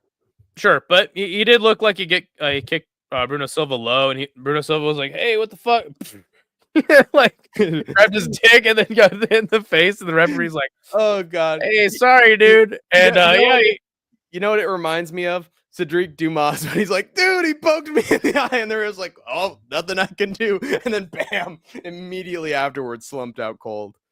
Oh god. Yeah, but yeah, no, I mean he Manel Cop had a fantastic performance. He then calls out Dana White. He's like, "Dana, yo." He said 1,000 things in the cage. Yeah. Talked about every possible thing, space travel, the economy with Dana White. And Dana was like, "Hey, enjoy your moment. We'll talk later." And there's an episode in the post-fight press conference, he says, they're like, "Hey, is Manel Cop gonna get the title shot?" And he goes, "No." And they go, "Okay, well, who is?" And he's like, "I don't know." It's like, all right, great, brilliant Dana. decision making. That's classic Dana White. And we'll see what happens. The fight just happened. Okay. Yeah, but then sometimes he's like, "That's definitely the next fight. We're gonna make that fight happen. No question about it." So whatever Dana wants is just what his response is. Always double standard. Silva immediately kicked him low again after the break. I know that was insane, dude. After the ref sternly warned him, dude, don't go low. Stop doing kicks. Hey, don't kick him in the. All right. And then immediately the exact same technique that kicked him in the balls. What a piece of shit. That's why I have no sympathy for him after Cap schooled him. If you ain't cheating, you ain't trying. And that's true. It is true. A lot of cheaters, they get away with it and they win world titles. So no lies there. Cap's still calling out Izzy, which is based, by the way. That's super entertaining. Stupid cartoon porn addiction. He was rising Cap. Yes, he was sort of Anderson Silva Cap as well. African on African crime. Yes, book it. It's all right, Smelly. All right, we're good. Hank, you should make a hood champion tournament, and I should have Kimbo Slice and George Masvidal in there, as well as Philia Tapori ain't doing anything. Hey, why don't you show up in the hood tournament from Felony? Yeah, Felony Charles Ben. That's a great idea. But don't call him Felony, or else he'll get you kicked from somebody's podcast. Like the Cruiserweight Classic, except with hood, fellas. I love it. Cap also told everybody at the presser what neighborhood Dana lives out, and he was happy after that. Well, I mean, everybody knows he lives in Henderson. Okay, yeah. Well, there you go. That explains everything. That explains Dana White's response. No, I don't want to have my identity revealed. I'm scared. But yeah. I mean, I don't think that it's. I mean, it's like the biggest house in Henderson, Nevada. It's got to be Dana's. Yeah, I don't think that's. But anyway, yeah. Manel Cap looked like the Cap we all wanted to see. Took him a while to get back to the entertaining based chef Cap, but we got him. Looks super slick, fast with his boxing. I really like how Cap was very quick with his entries. Like, it's hard to see the punches coming. Like, he was just waiting, then boom, and he'd actually crack Silva with the big left hand. And then he was really like tapping into his Anderson Silva face. He was just like, "Ooh, yeah, come on, hit me. Oh, hey, I'm right here." Him. Counter, yeah. And just looked super slick in the zone in round 2. And it was at that point that I was like, okay, now I remember why I'm a fan of Manel Cap. This is the Manel Cap that everybody wanted to see against Muhammad Makayev. And then Bruno Silva, in order to escape his fate of being absolutely cooked by the chef, went low. Once, twice, 3 times, you're out. And luckily, instead of a no contest, which would have further hindered Cap's career and just made us all pissed that at the state of Manel Cap's journey in the UFC. Instead, he kept on going. Dude, Cap was like on the ground for like 5 minutes after that third one. Oof, really bad. I was shocked that he was still back into it and still as fast as he was, because he's got fully recovered by round 3 and then went low before he got the big right and left that put Bruno Silva out. But you know what? Turnabout's fair play. That's all I'll say. So let's go Cap. And honestly, like, I feel like a better matchup would be him versus Kaikar France. I agree. I don't think him versus Asakura. I think that's way too low. Oscar's at number 15 right now. Like you want a contender for Pantoja, and Cap's a contender that people know. So give him a number one contenders fight and then put him in the mix. He's very entertaining. And honestly, if you're going to give Steve Erceg a shot at Pantoja, Cap's not far behind. Second Steve Erceg reference in the stream. But I would say Figgy versus Pantoja too is another great matchup you could make. Non-title up a weight class. Yeah, I don't want to see Figgy cut down to 125 again. I think that you should keep feeding Pantoja like just Japanese cans. Like have him fight the like Road FC flyweight champion. That'd be hilarious, right? Mm-hmm. Just keep feeding anybody who has never been in the UFC. But yeah, do Kai Kara France versus Cap. Manel Cop, in my opinion. The only reason I think that they probably will do Pantoja versus KKF is because he hasn't fought KKF and he has already beaten Manel Cop. Right. So, God, dude, it's like Pantoja's beaten literally everybody. Everybody in flyweight. Would they do that in Australia? Kai Kara France return fight, title fight, well, Australia. That's in a month, that Australia card, which, by the way, that's not happening. Yeah. How stupid is it that they booked DDP versus Sean Strickland in Australia? I don't understand that at all. I mean, DDP was the away opponent against Izzy when they finally had their fight. Oh, yeah, he's the foreign champion, and here's our local guy to beat him. Yeah. I mean, they did like Sean Strickland when he came to Australia. To be fair, like both crowds during the Izzy and during the Strickland and DDP fights, they both ended up getting in Sean's corner and then in DDP's corner as well. Both times they booed Izzy. So honestly, maybe they're hometown heroes now that they schooled Izzy. And yeah, but like it's like, dude, you have to go to South Africa. Like, what are you doing? You have stop doing this thing where you don't go to Africa because, well, the infrastructure, blah blah blah. Blah. It's like just go there. DDP's the champ. Go to fucking Africa. Put a bunch of Africans on the card. What are we doing? Like, anyway, it's like the thing with Spain. It's like, yeah. Well, we're still looking at arenas. Like, just go to fucking Spain, asshole. Idiots. Yeah. Kara France brutally KO'd Erceg. He's going to be next. Yeah. Maybe. Well, no, and he hasn't. Pantoja hasn't fought him, so yeah, it makes sense. Right. But then you might suffer that case of like he's not. Armin is there too. What are you even talking about? Armin is not there at all. Oh my god. Oh gosh.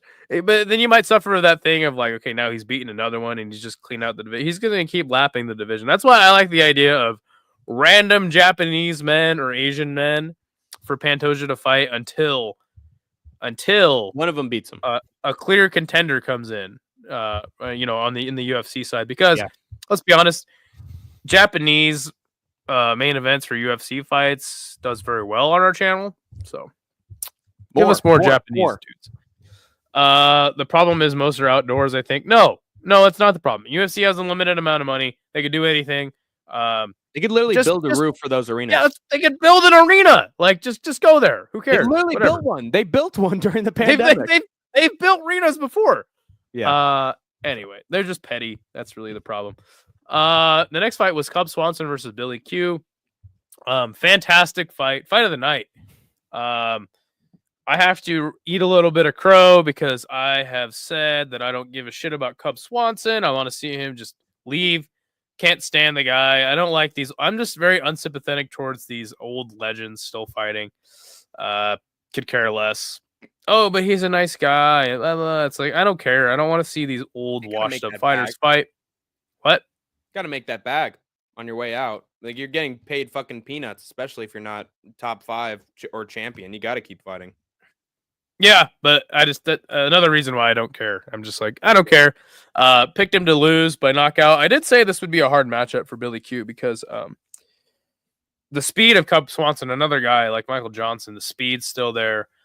This was a war. He cracked Billy Q a bunch of times in the first round. Billy Q just came back.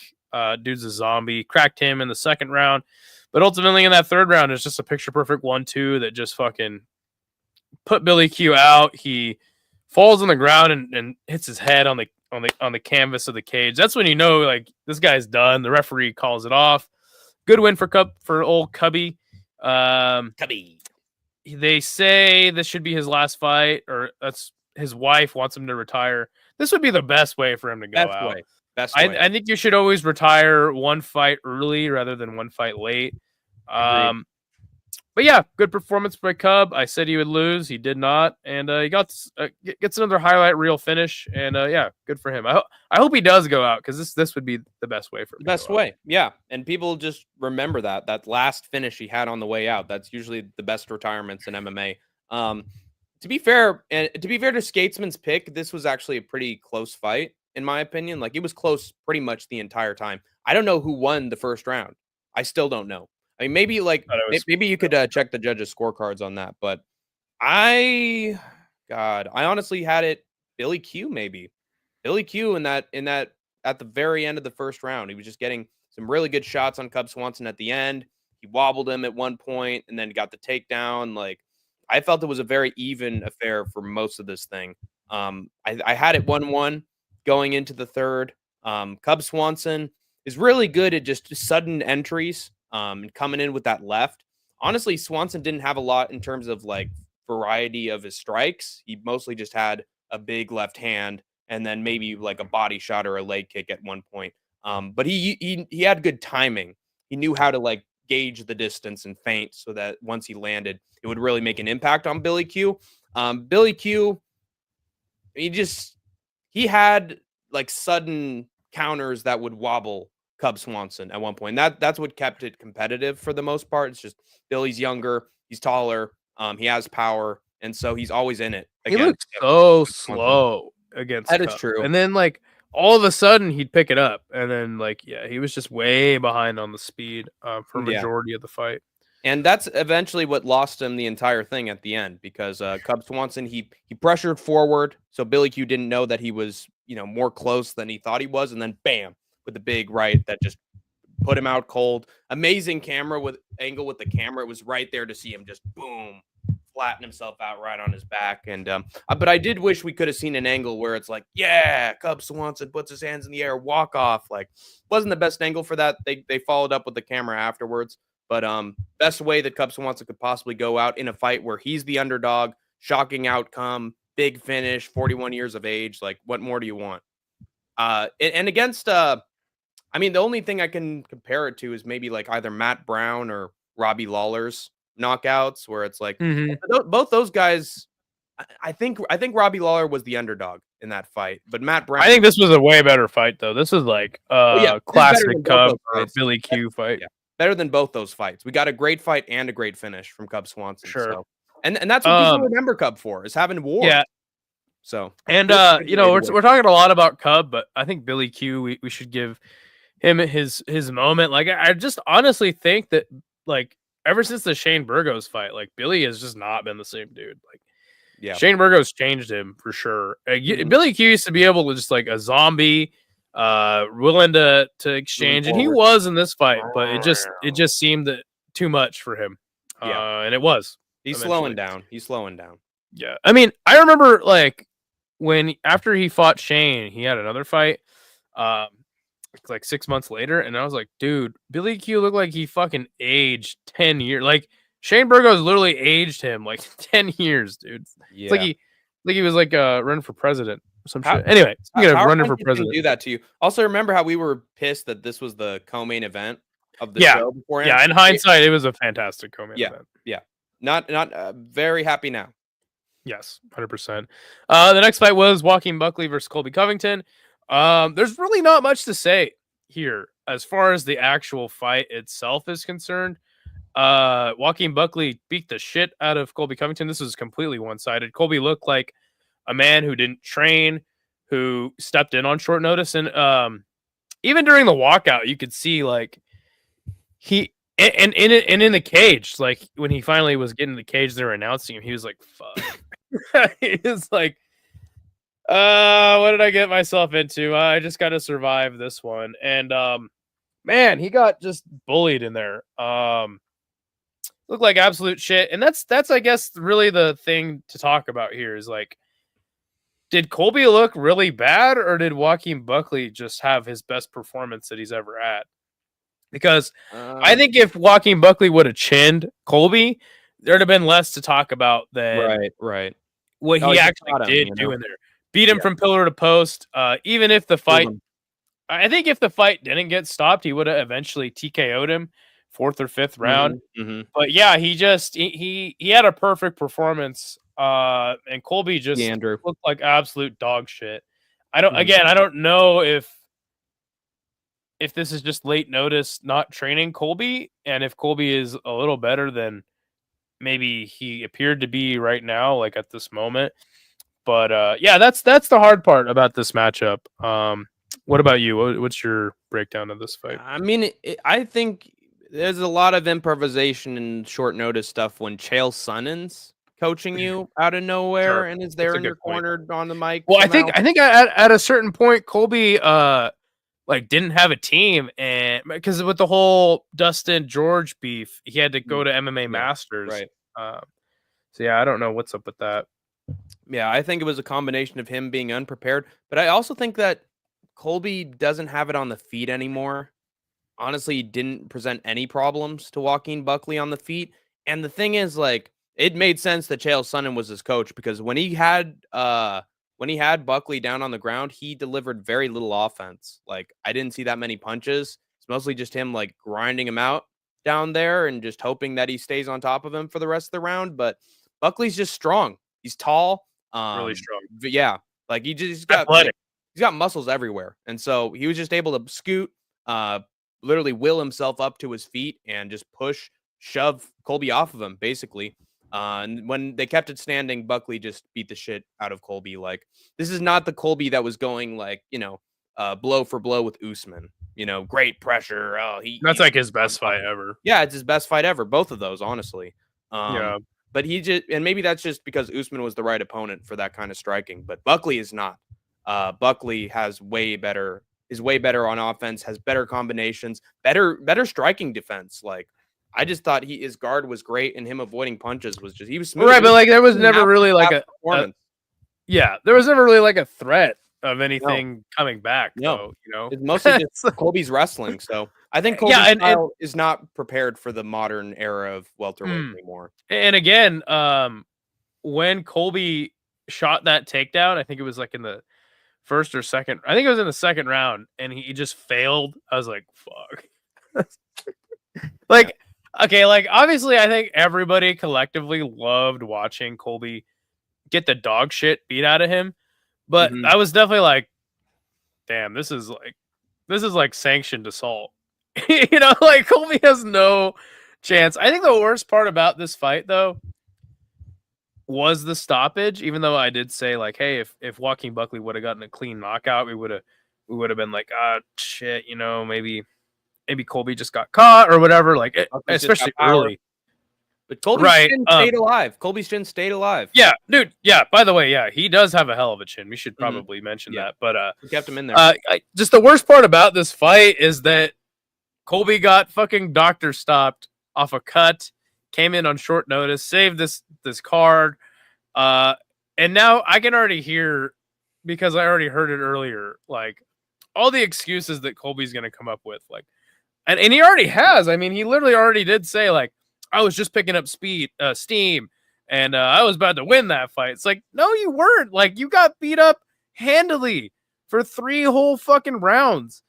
And you didn't do anything on top, even when you did get him didn't do anything at all with any of the shit that happened. And like, yeah, I don't know, man. But before the fight happened, I said, Colby could beat Joaquin Buckley. I don't think that was crazy to say. I did pick him to get it done. I think we both had the same exact. Yeah, we both picked perfectly 3rd round TKO. Should have fucking bet some money on that. I did say, Colby can win this fight, but does he beat any of the guys in the top 5? I don't think so. Top 10, top 15, you could convince me.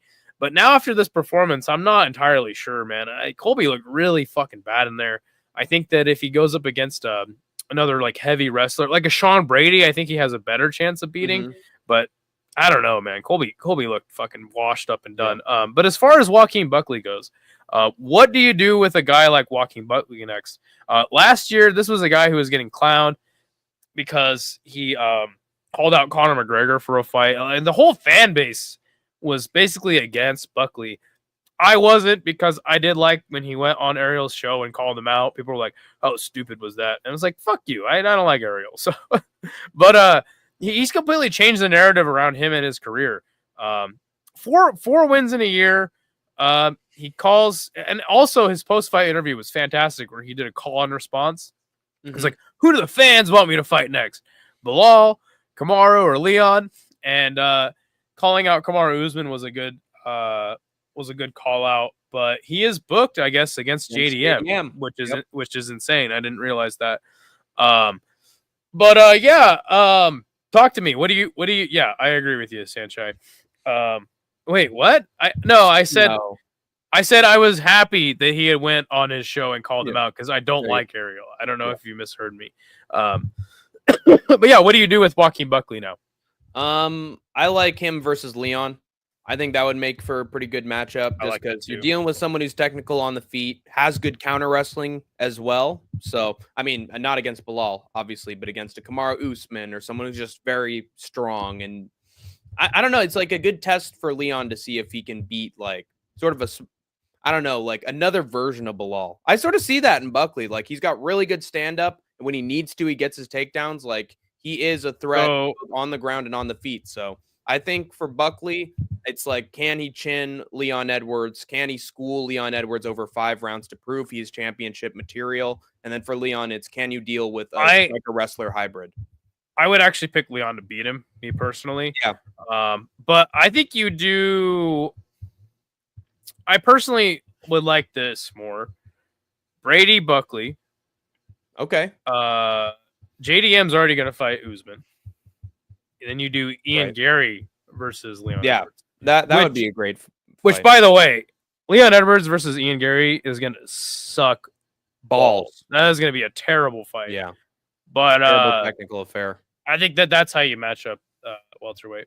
Yeah. CLP Isha says, super proud of him. Great job marketing and making the rounds on podcasts to show fans his true self in training.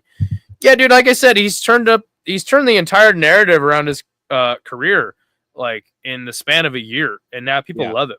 He's gone from an arrogant loudmouth after that fight against Ruzaboev to, I'm humble, I'm training, I got my guys, I'm working every single day in the gym, I want to be the best, like I'm a legit fighter. That's what I heard from him on the Guru interview, and I think that was a great look for Buckley, and I'm glad he's turned everything around. He seems way more humble now, and someone who's like actually trying to be number one and is a legit fighter working every day in the gym.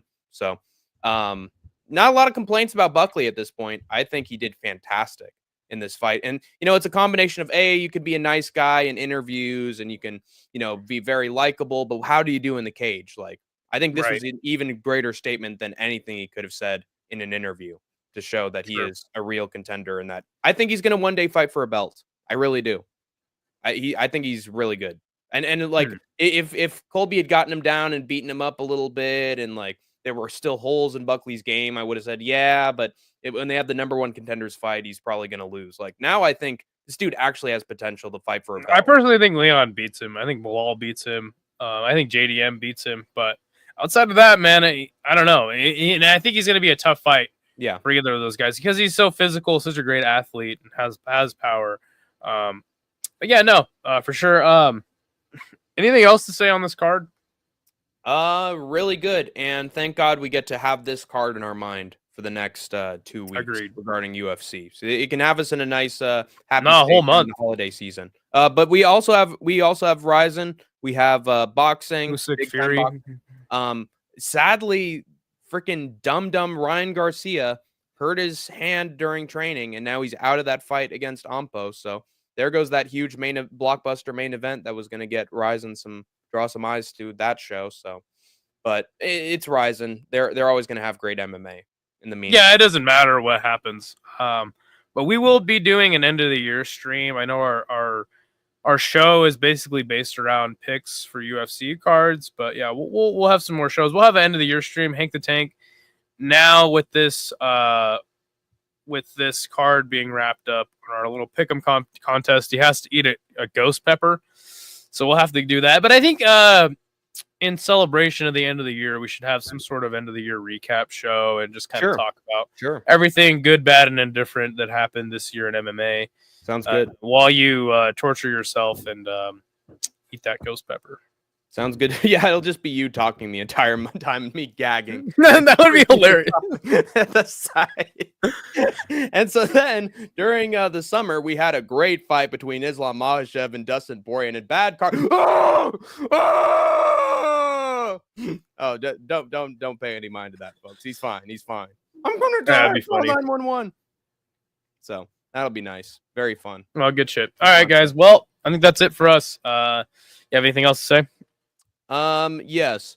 Super proud of him. Great job marketing. I already read this. Jackson Guru interview is better than the Guru interview. And I just want to say, Isha, like outside the fight companion, talk as much as you want. Live chat. Talk as much as you want, my friend. You give all sorts of contradictory outside opinions. of the. I mean, but that doesn't make any sense. You're like, hey man, you can come in at any time, just as long as it's not during my fight companion. Like, what? Well, to be fair, I had a really nice fight companion. I had a nice fight companion this Saturday. No buzzing in the ears. Had some positive people in the chat. When it's just me and the folks who join, it's actually usually pretty chill. So that is what we learned at the end of the day. Troopers and grinders.